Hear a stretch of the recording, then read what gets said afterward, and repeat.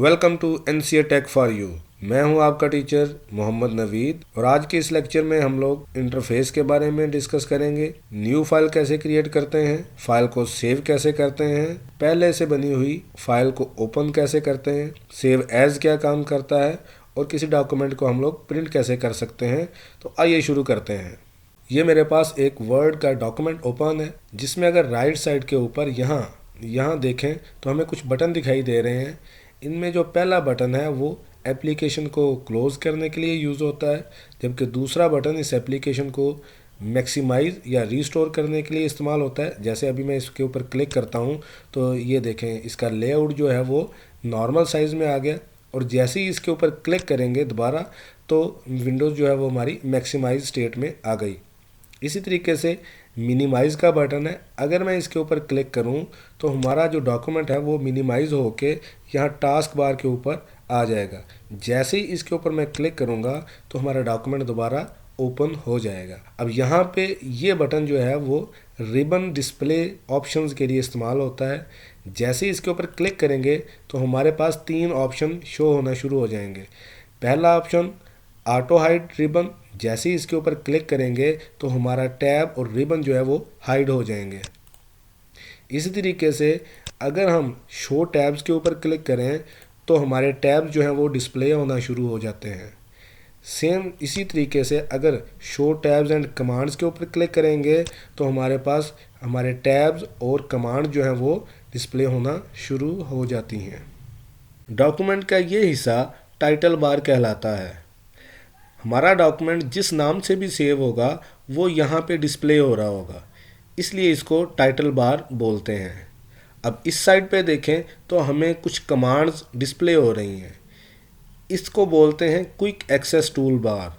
क्योंकि जितनी भी कमांड्स हमने बहुत ज़्यादा दफ़ा यूज़ करनी होती हैं तो हम लोग इनको इस जगह के ऊपर डिस्प्ले करवा रहे होते हैं, इसलिए इसको क्विक एक्सेस टूल बार बोलते हैं। जैसे ये एक छोटा सा बटन बना हुआ है, अगर मैं इसके ऊपर क्लिक करूं तो हमारे पास मुख्तलिफ़ कमांड जो हैं वो डिस्प्ले होना शुरू हो जाएंगी।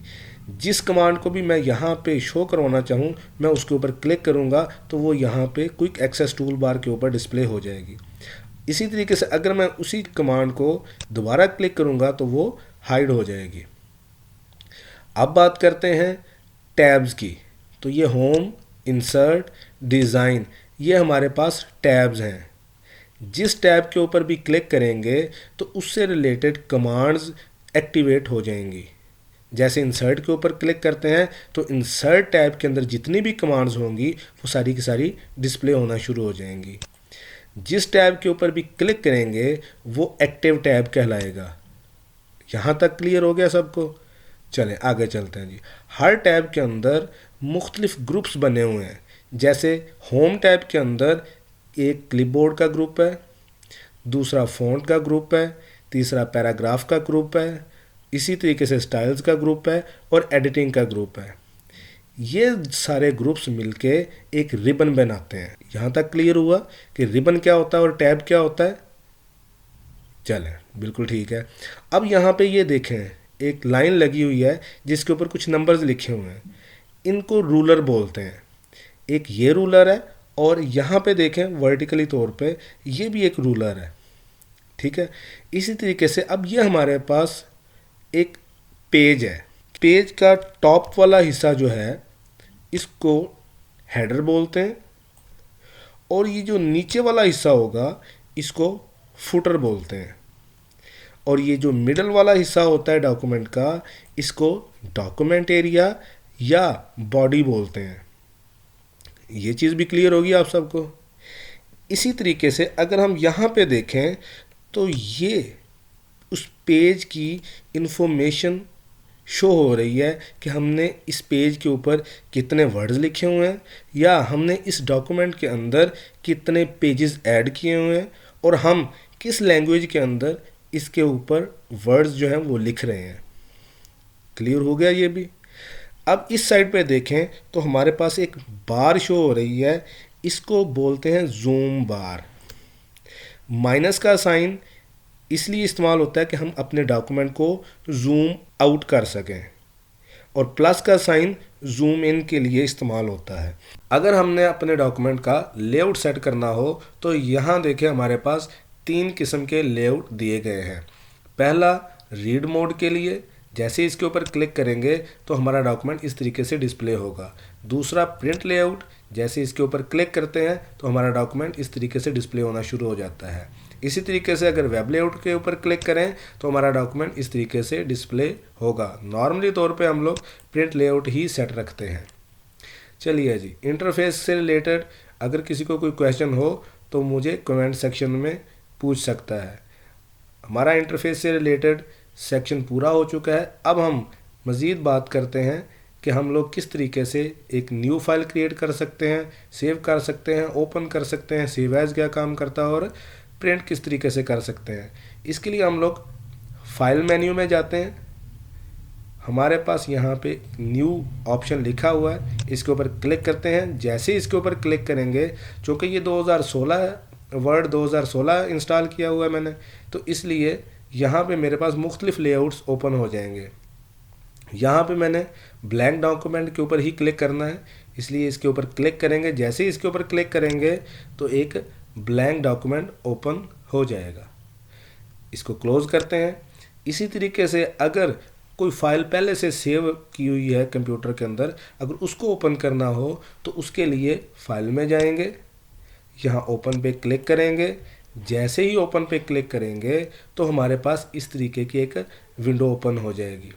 यहाँ पे हम लोग या तो दिस पीसी, यानी जो मेरा कंप्यूटर है जो मैं यूज़ कर रहा हूँ, उसके ऊपर क्लिक करें, उसमें चले जाएं जहाँ पे मैंने सेव किया हुआ है, CD, E जो भी ड्राइव बनी हुई है उनमें, या यहाँ से मैं ब्राउज़ पे क्लिक करूँगा तो वो मुझे अपने सिस्टम के अंदर ले जाएगा। क्योंकि मैंने डेस्कटॉप के ऊपर एक टेस्ट नाम से फ़ाइल सेव की हुई है, इसलिए मैं यहाँ पे डेस्कटॉप पे क्लिक करता हूँ और यहाँ टेस्ट फाइल के ऊपर क्लिक करके ओपन पे क्लिक कर देता हूँ, तो ये मेरी एक टेक्स्ट फाइल सामने आ गई। यहाँ तक क्लियर हो गया। इसको क्लोज़ कर देते हैं। इसी तरीके से अब मैं यहाँ पे कुछ लिखता हूँ, नवीद कंप्यूटर्स एकेडमी NCA। अब मैंने यहाँ पे कुछ टेक्स्ट लिखा, इसको थोड़ा सा बोल्ड कर लेते हैं, इटैलिक कर लेते हैं। अब मैं इस फाइल को सेव करने लगा हूँ। फाइल में गए, यहाँ सेव पे क्लिक किया। जैसे ही सेव पे क्लिक किया तो उसने मुझसे अपनी लोकेशन सर्च करने के लिए कि मैं कहाँ पे सेव करूँ या कंप्यूटर के अंदर, तो उसने मुझसे एक ऑप्शन मांगना शुरू कर दिया। तो मैं या तो दिस पीसी में चला जाऊँ या ब्राउज़ कर लूँ वो लोकेशन जहाँ पे मैंने इसको सेव करना है। तो मैं ब्राउज़ के ऊपर क्लिक करता हूँ। जैसे मैंने क्लिक किया तो वो मुझे मेरे कंप्यूटर के अंदर ले गया। अब यहाँ पे ये एड्रेस शो हो रहा है कि कहाँ पे मैंने सेव करना है, यानी दिस पीसी, और उसके अंदर डॉक्यूमेंट्स के अंदर जाके मेरा ये डॉक्यूमेंट सेव होगा। लेकिन मैंने डॉक्यूमेंट्स के अंदर सेव नहीं करना, मैंने डेस्कटॉप के ऊपर सेव करना है। तो मैं यहाँ से डेस्कटॉप पे क्लिक करूँगा और यहाँ पे मैं जिस नाम से सेव करना चाहता हूँ वो नाम दे दूँगा। तो मैं यहाँ पे test1 के नाम से सेव करता हूँ। तो यहाँ पे क्लिक करते हैं सेव, तो ये मेरी फ़ाइल सेव होगी। अब मैं इसको भी क्लोज़ करता हूँ। अब देखें यहाँ पे डेस्कटॉप के ऊपर एक मेरी टेस्ट के नाम से फ़ाइल बनी हुई है और दूसरी test1 के नाम से। अब मैं टेस्ट फाइल को ओपन करने लगा हूँ। अब मैं इनके अंदर कुछ चेंजिंग करता हूँ। मैं इसको डिलीट कर देता हूँ। यहाँ पे मैं कुछ लिख लेता हूँ। जैसे ही मैं लिखता हूँ मुझे अचानक याद आता है कि मैंने अपनी ओरिजिनल फाइल के अंदर तो चेंजिंग करनी नहीं थी, तो मेरी तो चेंजिंग हो चुकी हैं। अब मैं क्या करूँ? अब इस चीज़ के लिए कि मेरी जो ओरिजिनल फाइल है उसके अंदर कोई चेंजिंग ना हो और ये जितनी भी चेंजिंग हो रही है वो मेरी किसी और फाइल के अंदर जाके सेव हो जाए, तो उसके लिए हम लोग सेव एज़ का ऑप्शन यूज़ करते हैं। अब यहाँ पे फाइल पे क्लिक करते हैं, सेव एज़ पे क्लिक करते हैं। यहाँ फिर वही लोकेशन मांग रहा है। अब मैं यहाँ पे डेस्कटॉप के ऊपर, यानी करंट फोल्डर जो है वो डेस्कटॉप के ऊपर पड़ा हुआ है, तो मैं डेस्कटॉप का लोकेशन देता हूँ, यहाँ से क्लिक कर देता हूँ। अब यहाँ पे मैं test3 का नाम दे देता हूँ। अब इसको सेव करते हैं और मेरी फ़ाइल जो डेस्कटॉप के ऊपर सेव होगी। अब मैं इसको क्लोज़ करने लगा हूँ। अब देखिएगा, मैंने टेस्ट फाइल ओपन की थी, टेस्ट फाइल के अंदर मैंने चेंजिंग की थी, लेकिन टेस्ट फाइल के अंदर चेंजेस नहीं हुई। इसी तरीके से अब मैं test3 जिसके नाम से मैंने सेव किया था उसको ओपन करता हूँ, तो ये देखें मेरी जो चेंजेस हैं वो test3 फाइल में, जिसको मैंने सेव एज़ किया था, उसमें चेंजेस आ गई। आप ये भी कह सकते हैं कि सेव एज़ का जो फंक्शन है वो एक कॉपी क्रिएट करने के लिए इस्तेमाल होता है किसी भी फाइल की, ये भी कह सकते हैं। लेकिन इस केस के अंदर सेव एज़ का फंक्शन हमारे पास हमारी ओरिजिनल फाइल को चेंजेस से बचाने के लिए यूज़ होता है। मेरा ख्याल है यहाँ तक क्लियर हो गया होगा आप सबको, तो इसको भी क्लोज कर देते हैं और इसको भी चलें इसको रहने देते हैं अभी। अच्छा, अब अगली चीज़, अब यहाँ पे हम लोग प्रिंट डॉक्यूमेंट के ऊपर क्लिक करेंगे। प्रिंट के ऊपर जैसे ही प्रिंट के ऊपर क्लिक करते हैं तो हमारे पास एक लेआउट ओपन हो जाता है। यहाँ पे अगर मैं प्रिंट के ऊपर यहाँ पे क्लिक करूँगा तो ऑटोमेटिकली जो भी पेजेस, जितने भी पेजेस मेरे पास होंगे वो प्रिंट होना शुरू हो जाएंगे। यहाँ पे देखते हैं कॉपीज़ कि मैं अपने डॉक्यूमेंट की कितनी कॉपीज़ को प्रिंट करना चाहता हूँ, 1 2 3 जितनी भी देना चाहते हैं वो दे सकते हैं। यहाँ पे देखते हैं, यहाँ ये ऑप्शन लिखा हुआ है प्रिंट ऑल पेजेस। क्या मैं अपने तमाम पेजेस को प्रिंट करना चाहता हूँ, या इसके ऊपर क्लिक करते हैं print current page. Print current page का मतलब कि जो सामने अभी जो करंट पेज हमारे पास शो हो रहा है उसको वो प्रिंट कर देगा। यहाँ पे मैं अपनी मर्ज़ी से पेजेस दे सकता हूँ। अगर मेरे पास 100 50 जितने भी पेजेस हैं तो मैं अकेला पेज भी सिलेक्ट कर सकता हूँ, यानी 1,3,5। इसी तरीके से मैं रेंज भी दे सकता हूँ, आगे हाइफन लगा के 10।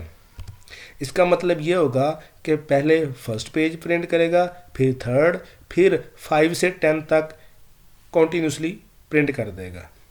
इसके नीचे प्रिंट वन साइडेड, यानी पेज के एक साइड के ऊपर ही प्रिंट आए, या manually print on both side, या पेज के बोथ साइड के ऊपर प्रिंट होके आए।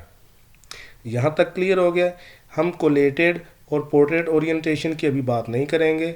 इसी तरीके से ये पेज साइजेस होते हैं, जैसे ये A4 है, लीगल है, लेटर साइज़ है, मुख्तलिफ़ किस्म के ये साइज़ हैं। जिसके ऊपर भी हम प्रिंट निकालना चाहें वहाँ पे हम लोग प्रिंट निकाल सकते हैं। ये नॉर्मल मार्जिन हैं। मार्जिन पेज के राइट, लेफ़्ट, टॉप और बॉटम से हम लोगों ने कितना मार्जिन देना है वो ये चीज़ है।